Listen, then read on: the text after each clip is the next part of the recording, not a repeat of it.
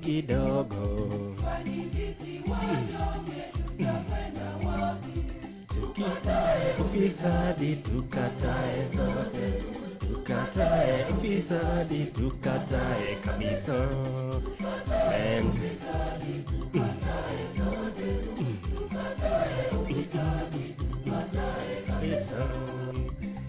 Manakamano jawinjo mara tukatae ufisadi, tukatae kabisa. Let us avoid corruption. Idhi endara kitu kidogo, idhi chiro kitu kidogo, unaenda hospitalini kitu kidogo. Jawinjo mara manakaka na nyisi kauono leo hii. Tuko na mgeni hapa katika studioni yetu Radio Maria Kenya Kisumu, Radio Maria Kenya Muranga, Radio Maria Kenya Nyeri, Radio Maria Rwanda Kibeho. Siku ya leo tuko na mgeni ametutembelea katika studio yetu Radio Maria Kenya Kisumu. Nataka moja kwa moja nimpatie nafasi, nimpatie fursa ajitambulishe, alafu atuambie ni nini hasa imemleta huku studioni siku hii ya leo. Karibu sana mgeni. Asante sana Asisi Semelango. Kwa majina naitwa Brenda Akinyi. I work with the Catholic Archdiocese of Kisumu under the Commission for Promoting Integral Human Development. Currently, I'm the project officer, resource mobilization, but I'm also a lead coordinator of the project on breaking the chains of corruption that was launched in 2015 by our bishops, the KCCB. Yes, so today I am in this studio to discuss matters corruption. Specifically, we want to look at breaking the chains of corruption. Ni vipi tunaweza vunja minyororo ya ufisadi? Sisi sote tunaelewa ufisadi umekuwa mwingi sana kwa maisha yetu. Pale nyumbani kuna ufisadi, kanisani ufisadi, ukienda shule na pale hata kwa government facilities kuna ufisadi. So leo hii tunataka to discuss breaking the chains of corruption. Breaking the chains of corruption, area of focus is our faith. We want to look at our faith, the courage and action, how we can get a just society. Thank you. Nimerudi kwako bwana Sisi Semelanga. Asante sana Brenda. Yeah. Umekaribishwa sana. There is just a correction that I want to make for the dear listeners wherever they are. The program is for the Catholic media houses or Catholic media networks in Kenya. Manyiso ni en program mawinjore itime rete duto mag Ecclesia makopere. Now Brenda, let us now come back to the main topic of today, which is corruption. Why corruption now and today? Okay. So maybe you allow me first of all to share more about corruption. What is this corruption that we are talking about today? I would ask a question. What happens when a citizen has to give a bribe for a basic service like, getting an ID or a birth certificate? What would you call it when a sick person has to give a bribe to access treatment? And what would you call it when public money just disappears? These are just isolated incidents that describes what corruption is. We know very well that in Kenya, even youth getting employment is a nightmare. Either you are related to somebody or you have to give bribe. So in a nutshell, I would say corruption is not just a crime. Corruption is a moral issue, a social issue, and a spiritual bondage that has enslaved both individuals and societies by eroding core ethical principles. It ends up fracturing our communities and creates internal spiritual conflict. This further leads to breakdown of personal integrity. The book would define corruption as an abuse of trusted power for personal gain at the expense of common good of the public. So, why corruption, as you ask? Corruption has a chain effect. Corruption traps development. Corruption enslaves institutions. Corruption has normalized injustices in our society. And corruption silences honest citizens. I would appreciate if you gave me a little more time to expound on these key areas. How does corruption trap development? We are looking at a situation whereby greed or a few individuals diverting public resources into their own pockets. What happens after that? We have roads, schools, hospitals, we have water systems that end up remaining unfinished or poorly done because the amount allocated to those public utilities have been mismanaged. This further discourages foreign investments because they hear like what was allocated for construction of a specific road or building has been embezzled by a few individuals. So the investors shy away, and then these will definitely stifle innovation, leaving our communities stuck in cycles of poverty instead of developing. So like a chain, this locks our nation into a state of underdevelopment and further prevents them from moving forward. When we talk of enslaving institutions, we have institutions like public institutions like our courts, we have the police, we have health systems and several other government offices. These have become tools for corrupt practices. While they are expected to give service to the people, the money allocated to these offices most of the time end up in private individual pockets. Instead of protecting people's rights, they serve the interests of a few, thereby losing credibility and independence.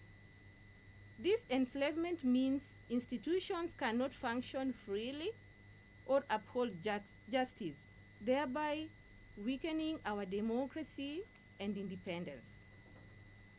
When we talk of normalizing injustice, today in our country, you know, you meet people outside here because corruption has become very rampant. To an extent that if you want to freely speak about a corrupt practice, the people who benefit, somebody will literally tell you, you step aside. You don't want to be part of the cake. People have normalized corruption, and this widespread normalization of corruption is very unfair because people think this is the way to go. There are cases of bribery, favoritism, nepotism. We talk of cronyism, employment, giving favors to your friends and such like things. There is no merit. There is no longer fairness. This has created a culture where injustices feel something ordinary. Citizens have lost faith in the rule of law. And inequality depends because the powerful exploit the weak. Hapa tunasema mnyonge hana haki.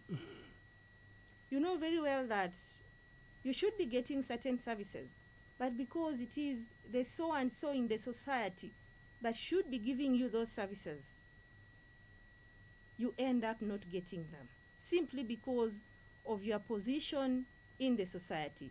And this is very psychological because corruption conditions our society to tolerate injustice as normal. Quite unfortunate.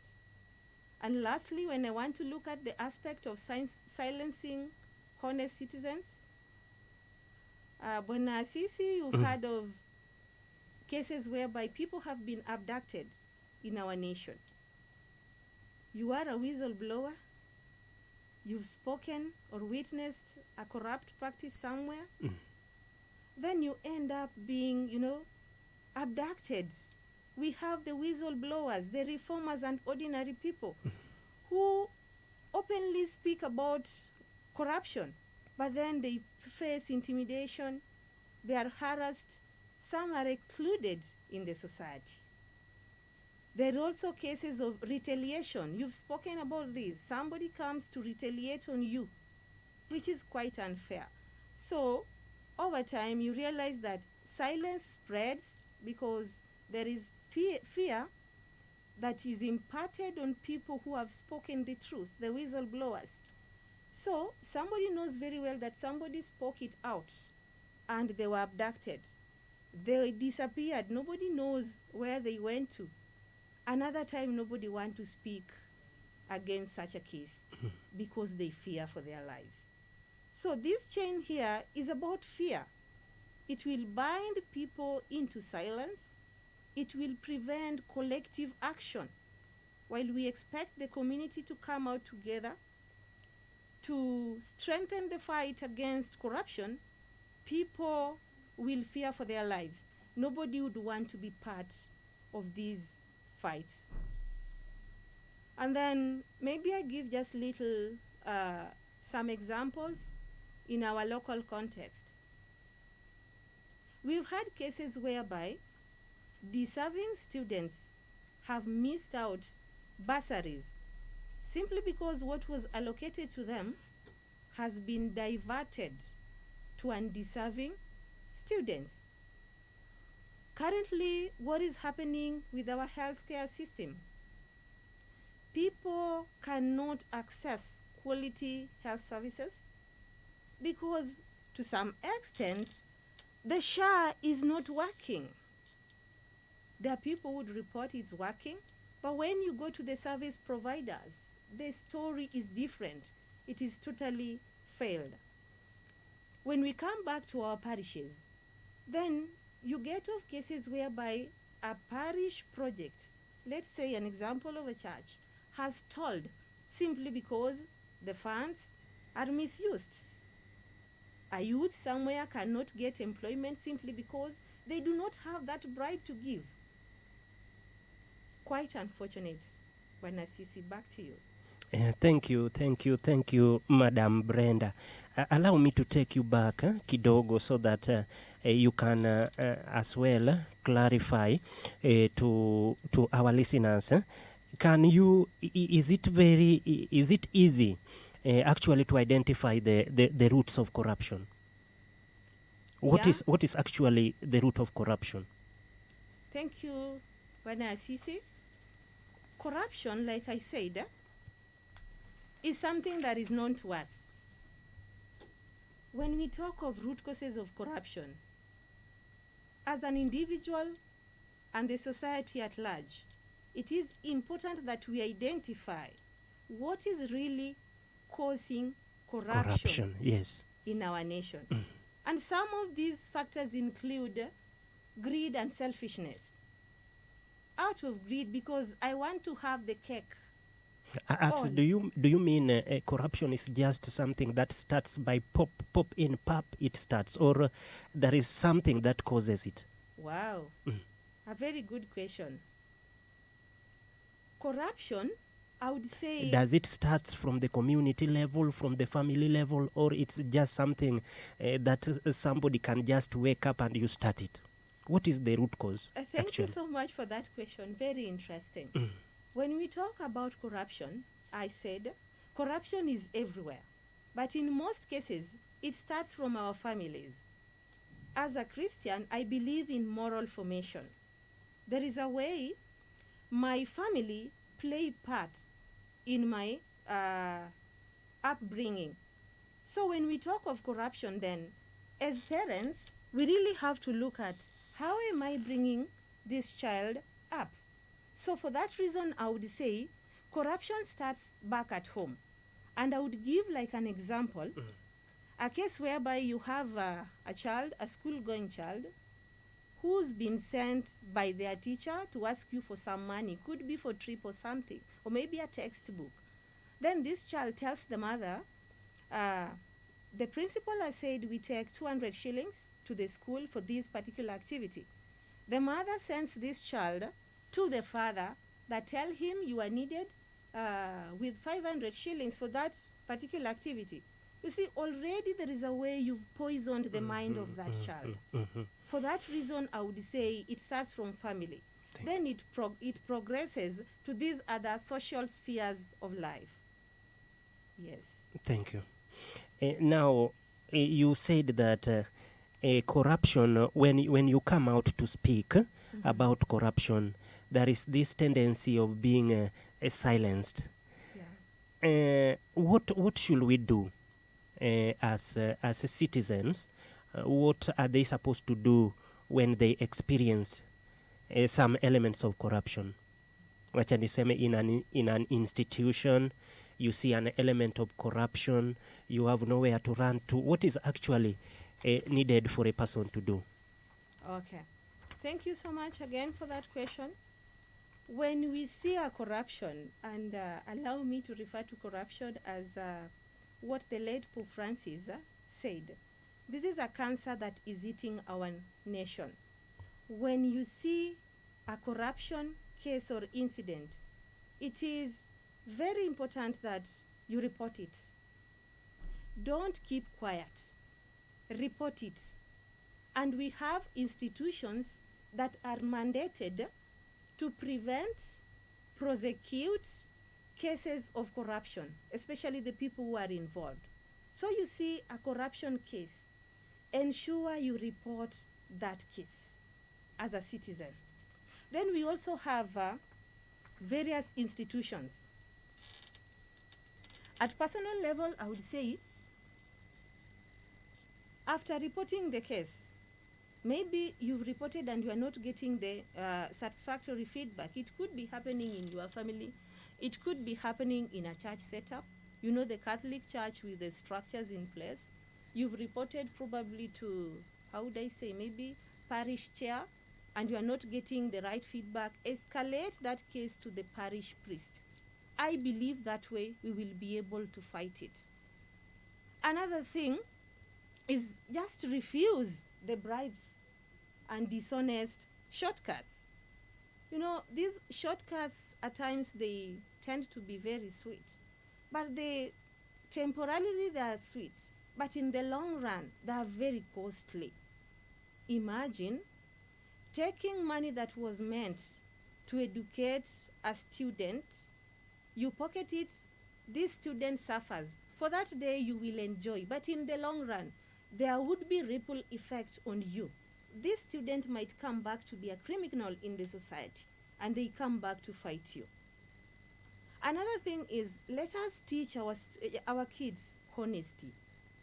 Let us be, free with our kids about justice. We talk honesty, matters fairness. Pale shuleni mtoto mwingine amekosa kalamu, mzazi hajamnunulia, anaenda kuchukua ya mwenzake, hata si kuchukua, anaiba. Ule mwenzake akijaribu kutafuta ile penseli na labda hata hii kuwa na alama, unapata hawezi kuipata because ule mwingine alichukua. Kidogo kidogo huyu mwanafunzi ataendelea hivyo mpaka bobe kwa hiyo kazi, na hiyo ni hatia kubwa sana. And then let us learn to speak about corruption. I would appreciate if we are given platforms. We just speak about corruption. That is at personal level. Then we also have institutions. Like I said, there are institutions that are constitutionally mandated to address matters corruption. Let the judiciary do their role. Let the office of DPP do their role. It is very sad if cases can't be reported to them. What we hear is the match that has been stolen, but people are never brought to books. People are never arrested, and then we lose billions of money. Also, we need to have strong accountability systems in place. Every organization, I would appreciate our churches, our parishes, if they have strong accountability systems in place for Christians to understand how their collection is spent, because that would encourage them to give out more, because they can account for how their giving is spent. We also need to have ethical leadership. We should not have people with questionable characters under leadership positions, because that way everybody who is under them, they are deemed to be corrupt. If they are not, we may have a few individuals that are anti-corruption, but remember, if the head is already infected, even the followers will easily get infected. So we need to have ethical leadership and also protection of whistleblowers, both in public and private spaces.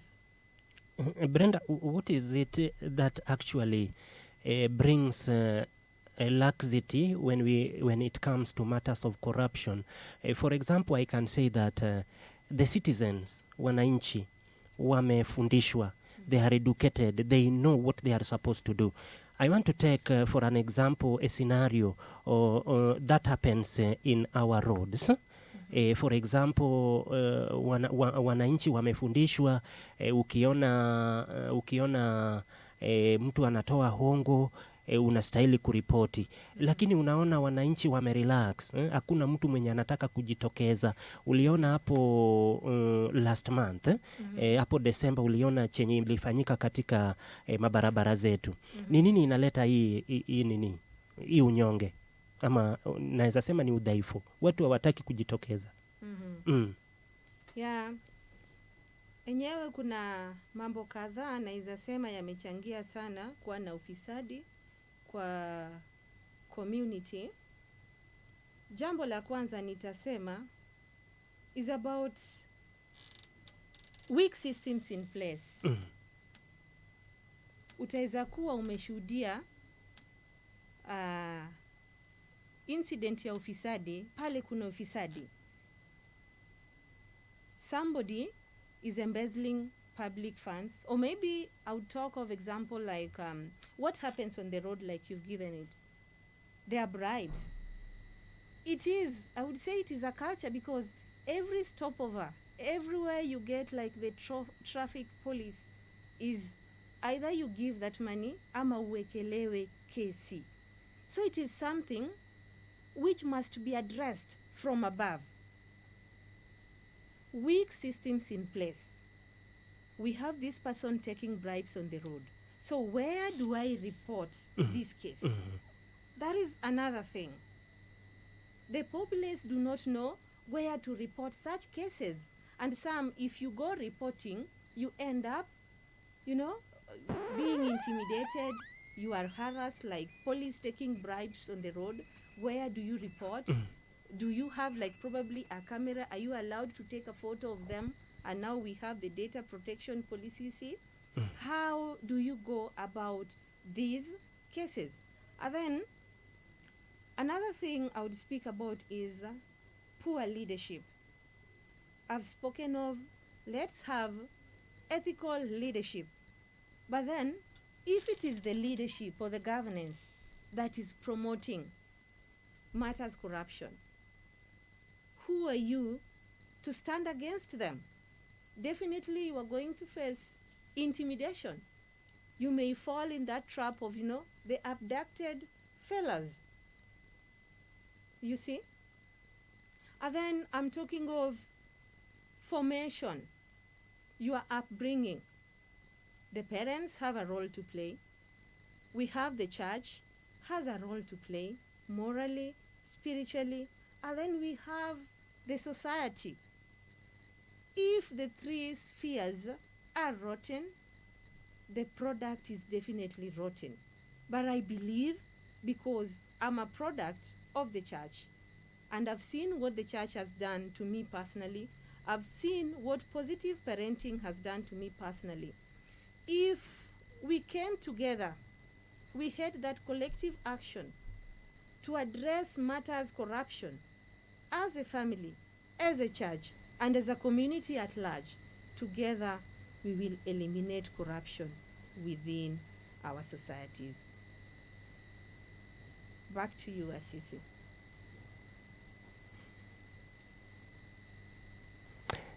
Thank you again, Madam Brenda.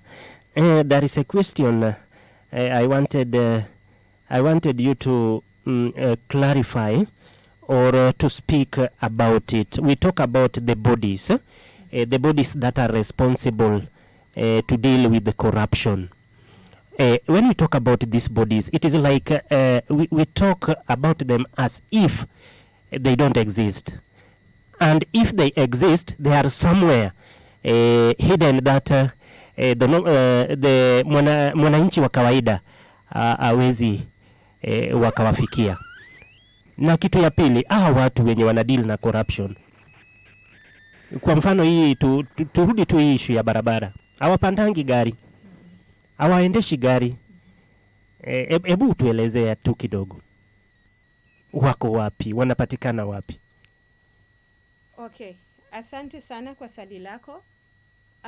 I think what we need to do is a lot of sensitization, a lot of civic education, because like I've said, people are not aware these offices exist to support them. When we talk of the judiciary, that is the court. We've heard of cases that have been reported to the court. We've seen the rulings. In most cases, when it comes to corruption cases, I think we are left unsatisfied with the rulings. But I want to tell our dear listeners today, we have an office, that is the office of Ombudsman. It's called Office of Administrative Justice. It is everywhere within our counties. This office, you may have, for instance, where you need information, but that information is not available for you. You are allowed to visit those offices for support, and they will avail that information for you. When we talk of where do we report cases of bribe on the road, I think even me as an individual at times, I'm like, do you go to the same policeman that is taking the bribe? You report them. They are going to arrest you in Kenya. But ideally, that is the procedure. A policeman taking bribe we are expected to report those cases to them. But now, if they are implicated, they are in that scourge of corruption, then it becomes quite difficult dealing with these cases. And this is an area where I really applaud the media. They have helped with exposure and investigative journalism. And I've seen a number of cases that they have heard. To some extent, we've been able to get more information about what's happening, in as much as we never feel we get justice. People still, even in public offices like the county governments, we are told of billions that have been lost, but after some time, hiyo kesi inaishia hivyo. We are never told of what happens. Or maybe they easily rush to get politically aligned with the correct political office, such that, a lot of cases that have been laid against them can be withdrawn. Quite absurd. Back to you, Asisi. Asante sana Brenda. Naona tunaendelea vizuri. Brenda, nataka kuuliza, saa hii tunaweza sema ati venye umesema kuna some elements zenye zinaonyesha ya kwamba corruption at least imerudi chini kidogo. Nini okay, kwa maelezo yako, mtu akiwa anataka kuripoti lazima atoke nyumbani akienda kwa police station, ama kuna some ways also yenye mtu anaweza tumia akiripoti kupeana ripoti? Maybe kuna hotline numbers, kuna hii namba mtu anaweza piga akiona hii, ama hizo aziko? Kwa sababu we have to stay informed. Sure. Asante sana. I know there are apart from the offices that help us to prevent and fight corruption, we also have other ways of reporting corruption. We've had hotline numbers that are given by the same offices.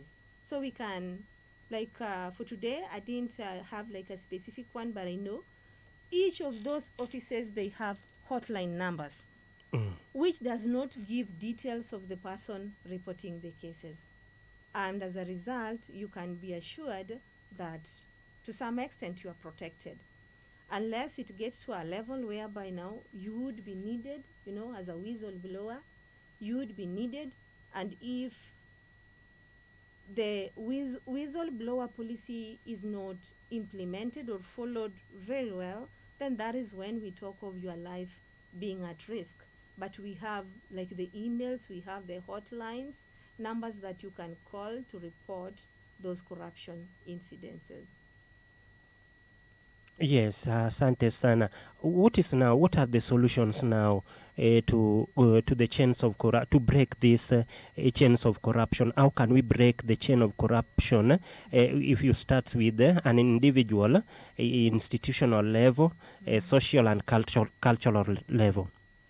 Thank you so much. Allow me to appreciate the Archdiocese of Kisumu, Justice and Peace Department, for what they are currently doing to strengthen the fight against corruption. We have TOTs that are currently sensitizing the community on how to strengthen the fight against corruption. We've realized that it is not an individual work. There is need for collective action. So the first thing that you need to do as an individual level, just learn to speak about corruption. Do not stay silent. I've come here. Probably you are demanding from me some money to give me this airtime. If that is deemed a corrupt practice, I need to speak about it to the relevant authority. Secondly, let us choose integrity over everything. It could be costly, but that would be for the short run. In the long run, we shall have helped so many souls. So integrity first. Thirdly, let us refuse bribes. Just refuse bribes. And lastly, let us teach our children about honest practices. That is at individual level, because the first against corruption begins in the human heart. If you are not deeply convicted, you don't have that inward conviction that corruption is a moral, is a social, or just a spiritual bondage, then you cannot take part in the fight against corruption. When we go to institutional level, let's have transparent processes in place. Let people understand how this money has been spent, how our public resources have been used. Let's have strong accountability and audits in place. And you'd ask ourselves, because at times we say charity begins at home. Even in our parishes, or rather the entire diocese, you'd ask yourself, do we get audited annually in our churches?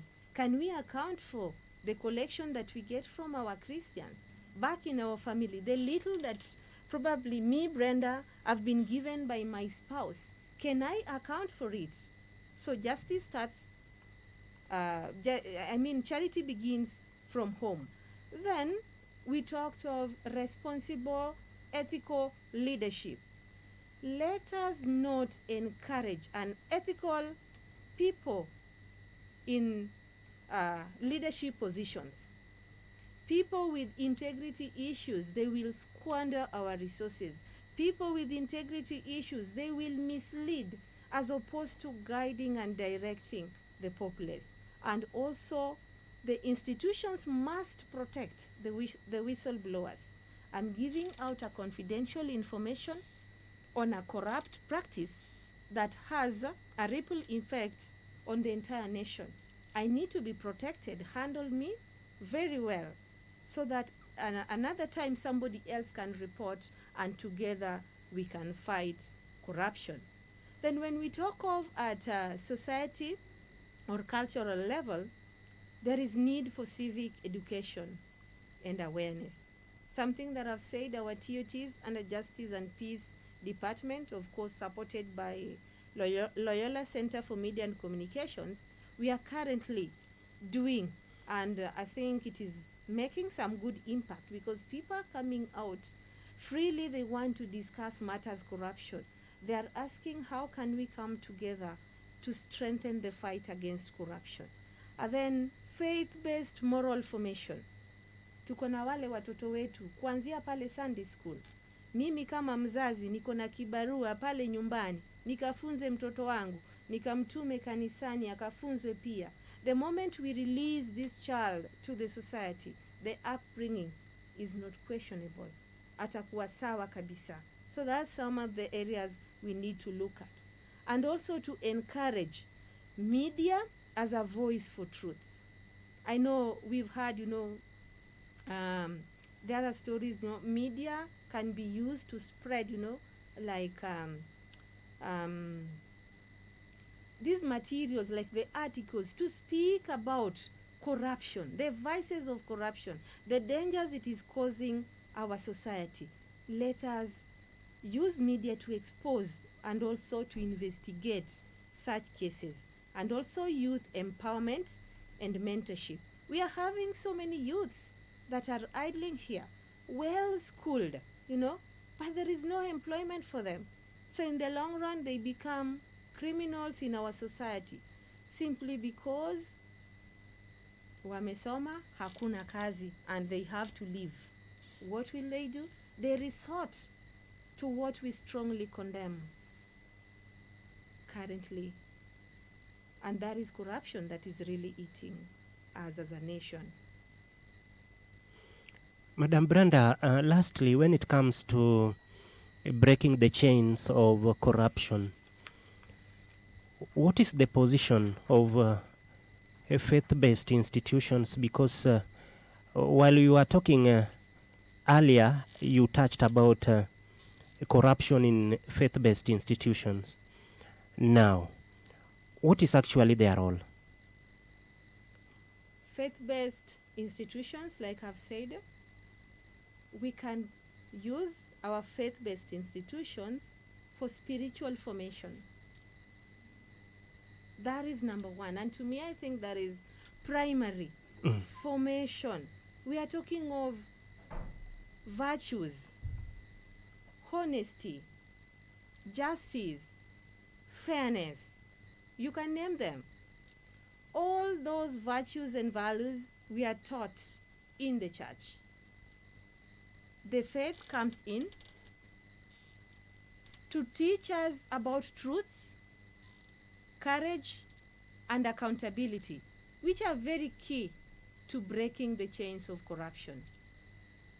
Remember, the reason we are having, the chain of corruption is because there's that fear that has been instilled in some of us. We have individuals there simply because they had so and so reported a case and was abducted. So and so was a witness to a corruption case, and probably they were killed.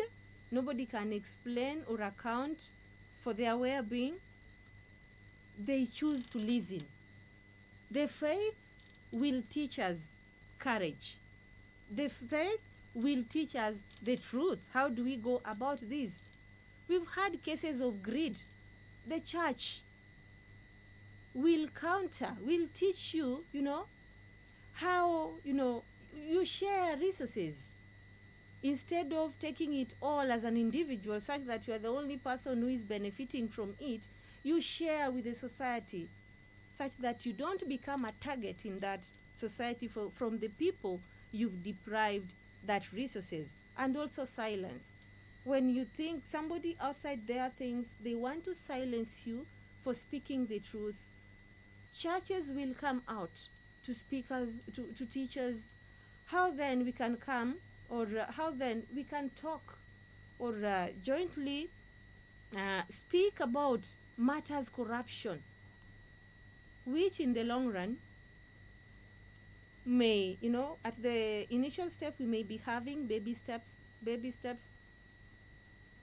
After a period of time it grows, and then it reaches a wider population, and together everybody starts speaking about corruption, start fighting corruption, and even the few individuals that is taking the resources from the general public will be ashamed and may join hands in the fight against corruption. Asante sana. For the interest of time, Madam Brenda, kwa sababu naona saa muda imeenda sana, niruhusu nichukue tu simu moja kutoka nje ili tusikie watu ambao walikuwa wanasikia hii program watatueleza, ama tutachukua tu kaswali moja tu ili tusikie mambo kumeenda vipi. Jawinjo mahara nona birio chikaria uchielo chiko nona deka uchiele namba mar studio ka inyalo gocho mar mondo mi ipenja ne penjo moro ingo. Brenda, tutachukua tu swali moja ili tuendelee na kipindi. Nona birio chikaria uchielo chiko nona deka uchiele. Tunaweza kufananisha na dudu upatu wakati wa jua.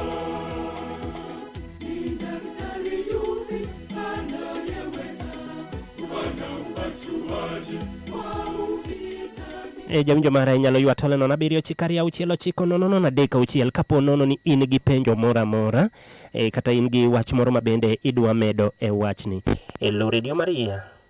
Asisi. Yes. Good evening. Good evening. Greet Brenda for me. Brenda, receive greetings from Richard Akechganda. Thank you. Yes. No, corruption is corruption. I remember there's a priest, I'm not going to mention his name. There was this thing we call catechism, isn't it? Catechism. Yes. So parents decided to take their children for that process. And for somebody to get what we call baptism, or after that you get what we call it. The nini comes. The nini bishop comes for the nini, for the what do we call it, for the to give those people, isn't it? So there is a class the children have to attend, isn't it? There is a parent who wanted that priest to just allow his child to be given that thing without even going for that enemy catechesis for those classes. But they need to refuse. They need priest refused. Yeah. So the priest was being blamed. The reason why he has refused. So that is also corruption, isn't it? Corruption is a corruption. Corruption is a corruption. Corruption is everywhere. Thank you. Even in church. So we should talk about it in church, Kabisa, because even in church it is rampant. Thank you. You inquire everywhere. Thank you very much. Asante. Brenda, that is Richard Akechganda. Can you classify that scenario as a corruption? Because he's saying that children are supposed to go through catechesis classes before they receive baptism or before they receive the First Holy Communion. Here is a case a parent wants a child to receive the First Holy Communion without catechesis. Yeah, thank you so much. He's called Richard Ganda. I would outrightly place that as a corruption incident, because we know when we talk of moral formation in the church, the Catholic Church, the way we do our things is very known. He was talking of baptism, and then from that is confirmation, I believe so. So if you as a parent, you want shortcuts to something that is going to help your own child, that is a corruption. Because as opposed to following the due process that is laid down, hii ni masomo yatasaidia mtoto wako, lakini pale kidogo umejua ile ishara unapatia huyu mtoto si mzuri. Mtoto atajua kwa maisha kuna shortcuts kila mahali. So hiyo ni corruption kabisa, and kudos to that priest because alifanya kitu mzuri sana. Asante. In a span of 2 minutes, Brenda, time is gone. You are called for action. Well, thank you so much, Asisi. I think my call for action to our listeners today would be, just say no to small corrupt acts. Usione ni ndogo sana. Just say no. Hata kama ni pale una kwa polisi umeenda hapo kuripoti, wanakuambia give me 50 bob ndio nikushughulikie, just say no. Usipeane hiyo 50 bob. Secondly, report wrongdoing responsibly. Like I said, we have offices that are mandated to receive such reports. Report it responsibly. Do not go, like in a public place, you start shouting. It could be an allegation that has not been investigated. Then thirdly, support transparency initiatives. If probably like in our organization, our parishes, somebody wants to bring systems to support accountability, transparency, let us support them so that we have them in place. We get to understand how our collection is used. Even in our various organizations where you are working, support those transparent initiatives. Jiulize ule mtoto, mbona huyu amepata basari na kuna watoto wote na wale wanafanya kazi, na huyu hapa mwenye hata ni orphan and is really deserving that support, mbona hajapata? Support those initiatives. Then let's learn to mentor young people on integrity. Let us speak about integrity as an individual, as a community, at our organizations, wherever we are. Let's normalize speaking about integrity and let us be intentional about it. Lastly, stress collective responsibility on matters corruption. Corruption affects me as an individual. Corruption affects all of us. It affects the community and the entire nation. Asante sana Brenda. Na Mwenyezi Mungu azidi kukubariki. Tumekukaribisha tena siku ingine urudi utuelezee zaidi kuhusu ufisadi. Asante sana. Asante sana. Erokamano jawinjo na kanyo ne wan kod Madam Brenda Akinyi mabende puonjowa weche mag mibadhi, weche mag mibadhi.